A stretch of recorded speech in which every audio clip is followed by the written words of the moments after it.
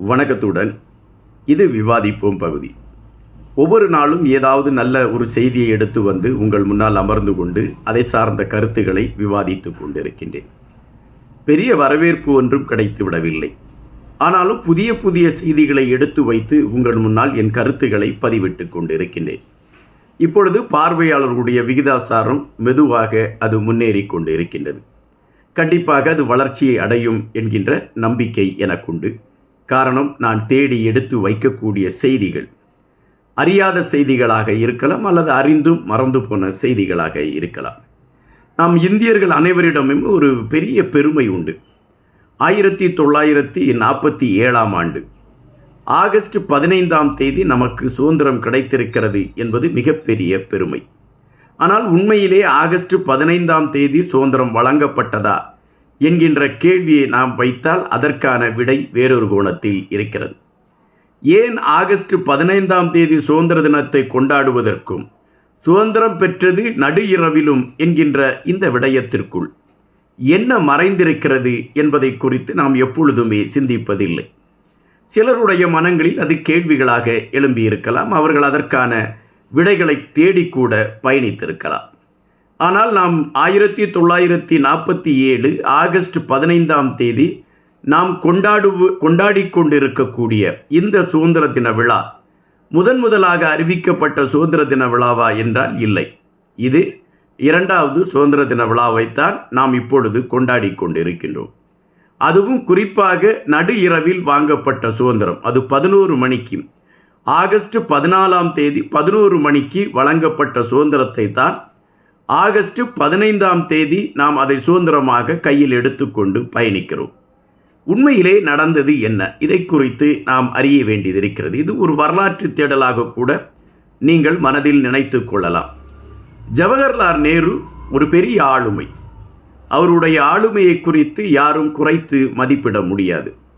இந்தியாவின் வளர்ச்சி பாதையில் ஜவஹர்லால் நேருடைய அந்த ஆளுமை பேசுபடு பொருளாக இருந்த ஒரு களம். எப்படி சிதறி கடந்த சமஸ்தானங்களை எல்லாம் ஒருங்கிணைத்து ஒற்றை இந்தியாவாக உருவாக்கி காட்டியதில் சர்தார் வல்லபாய் பட்டேலுக்கு முதலிடம் இருக்கிறதோ, அதுபோல சுதந்திர இந்தியாவை உருவாக்குவதில் அல்லது சுதந்திரம் பெற வேண்டும் என்கின்ற களத்தை உருவாக்கியதில் நேரு அவர்கள் ஒரு பிரதான களத்தை எடுத்துக்கொண்டு பயணித்தார் என்பதை நாம் உணர வேண்டியதாக இருக்கின்றது.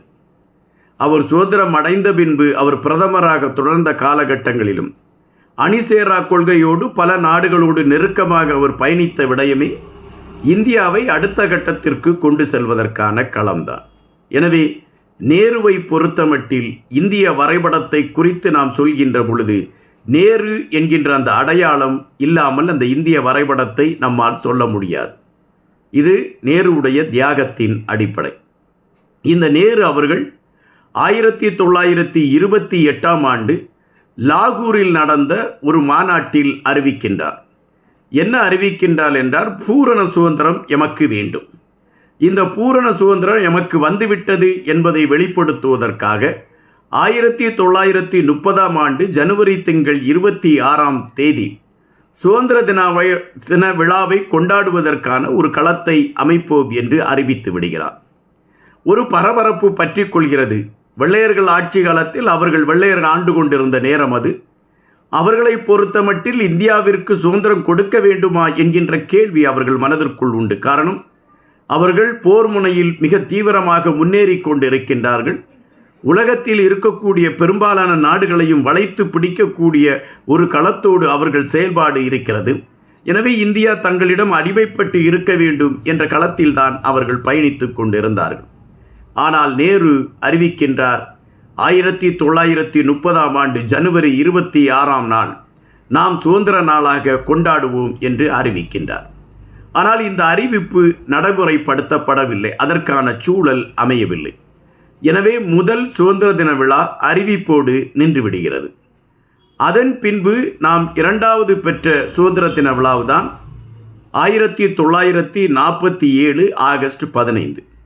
ஆனால் உண்மையிலே ஆகஸ்ட் 15 தான் நமக்கு சுதந்திரம் கிடைத்ததா என்கின்ற கேள்விக்குள் போகின்ற பொழுது இங்கு மவுண்ட் பேட்டன் பிரபுவை நாம் மனதில் எடுக்க வேண்டியதிருக்கிறது.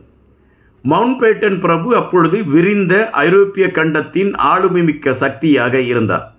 இந்தியா, பாகிஸ்தான் போன்ற பல நாடுகள் அனைத்துமே அவருடைய கட்டுப்பாட்டில் இருந்தது. எனவே நாடு பிரிக்கப்பட வேண்டும் என்கின்ற ஒரு கோஷம் இந்தியாவும் பாகிஸ்தானையும் மையப்படுத்தி எழும்புகின்றது. இதில் மவுண்ட்பேட்டன் பிரபு ஒரு ஒற்றுமையான இந்தியாவோடு பாகிஸ்தான் இணைந்து செல்லட்டும் என்கின்ற களத்தோடு தான் அவருடைய முதல் திட்டங்கள் இருந்தன. ஆனால் கைமீறி போன பின்பு பிரிவினை என்பது எழுதப்படுகிறது. ஆனால் இந்த பிரிவினை எழுதப்பட்ட பின்பு எந்தெந்த நாட்டிற்கு எது எது வரைகோடுகள் என்கின்ற திட்டங்களை தீட்டக்கூடிய வேலை சுதந்திரம் அடைவதற்கும் 5 நாட்களுக்கு முன்புதான் முடிவடைகிறது. அதுவரை யாருக்கும் எது எல்கை என்கின்ற ஒரு களம் தெரியாது. அதற்கான முயற்சியை ஒரு ஆய்வாளர் இருந்து அதை உருவாக்கி அதை கொடுக்கின்றார். எனவே சுதந்திரம் அறிவிக்கப்படுகின்றது. மவுண்ட்பேட்டன் பிரபு குறிப்பிடுகின்றார், ஆகஸ்ட் 15ஆம் தேதி உங்களுக்கு சுதந்திரம் என்று அறிவிக்கின்றார். எதற்காக அவர் ஆகஸ்ட் 15 என்று அறிவிக்கிறார் என்றால், ஜப்பான் நாடு ஐரோப்பிய நாடிடம் சரணடைந்து 2வது வருடத்தின் நினைவு நாள் அது ஆகஸ்ட் 15. அதற்கு ஒரு 2 வருடத்திற்கு முன்பு ஆகஸ்ட் 15ஆம் தேதி ஜப்பான் ஐரோப்பிய நாடோடு சரணடைகிறது. எனவே அதை மனதில் கொண்டு ஆகஸ்ட் 15ஆம் தேதி சுதந்திர தினத்தை கொண்டாடுங்கள் என்று, அது சுதந்திரம் தரப்படும் என்று அறிவிக்கின்றார் மவுண்ட்பேட்டன் பிரபு. உடனடியாக இந்தியாவில் இருக்கக்கூடிய தலைவர்கள் எல்லாம் கூடி பேசுகிறார்கள். ஜோதிடர்கள் வரவழைக்கப்படுகின்றார்கள். ஜோதிடர்களிடம் ஆய்வுகள் நடத்தப்படுகின்றது.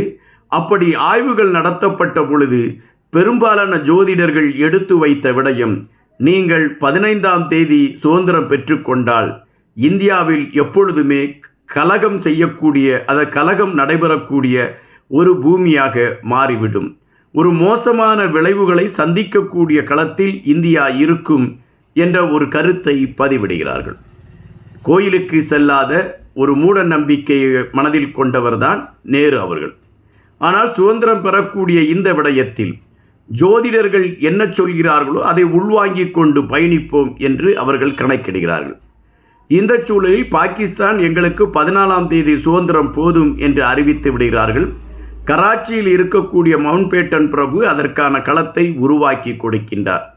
இந்த சூழலில் இந்தியாவிடம் இருந்து செய்தி போகின்றது, நாங்களும் 14ஆம் தேதி இரவு சுதந்திரத்தை பெறுவதற்கு தயாராக இருக்கிறோம்.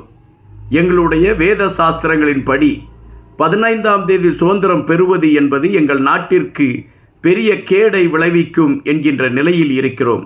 எனவே 14ஆம் தேதி இரவு எங்களுக்கான விடுதலையை கொடுத்து விடுங்கள் என்று அறிவிக்கின்றார்.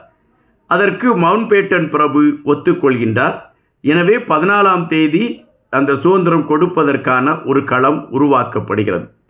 14ஆம் தேதி இரவு 11 மணிக்கு ஜவஹர்லால் நேரு, ராதாகிருஷ்ணன் அவர்கள், ராஜேந்திர பிரசாத் அவர்கள், இவர்கள் 3வரும் இணைந்து அந்த சுதந்திரம் பெறக்கூடிய ஒப்பந்தத்தில் கையெழுத்திட்டு முதல் கொடியை பறக்கவிடக்கூடிய நிகழ்வுக்கு அவர்கள் தலைமை வகிக்கிறார்கள்.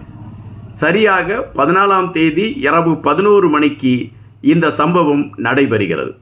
இந்த கொடியேற்றுகின்ற பொழுது புகழ்பெற்ற ஒரு பாடகர் அந்த தேசிய கீதத்தை பாட இந்த நிகழ்வு மிகப்பெரிய கோலாகலத்தோடு முடிவடைகிறது. ஆனால் சுதந்திரத்தை ஆகஸ்ட் 15 பெற்றுக்கொண்டோம் என்று அறிவித்து அதற்கான நாளை ஆகஸ்ட் 15 என்று அறிவித்து விட்டார்கள். இரவோடு இரவாக வாங்கிய சுதந்திரம் என்று நாம் அடிக்கடி சொல்லுவோம். அதன் பின்னணியில் இவ்வளவு கதைகள் இருக்கிறதா என்பது உங்களுக்கே தெரியாமல் இருந்திருக்கும். காத்திருங்கள், இன்னும் பல செய்திகளோடு இதுபோல உங்களை நான் தொடர்பு கொண்டே இருப்பேன் அல்லது தொடர்ந்து கொண்டே இருப்பேன். உங்களுடைய ஒவ்வொரு களத்திலும் என்னுடைய குரல் ஒலித்து கொண்டே இருக்கும். நன்றியுடன் இன்பா.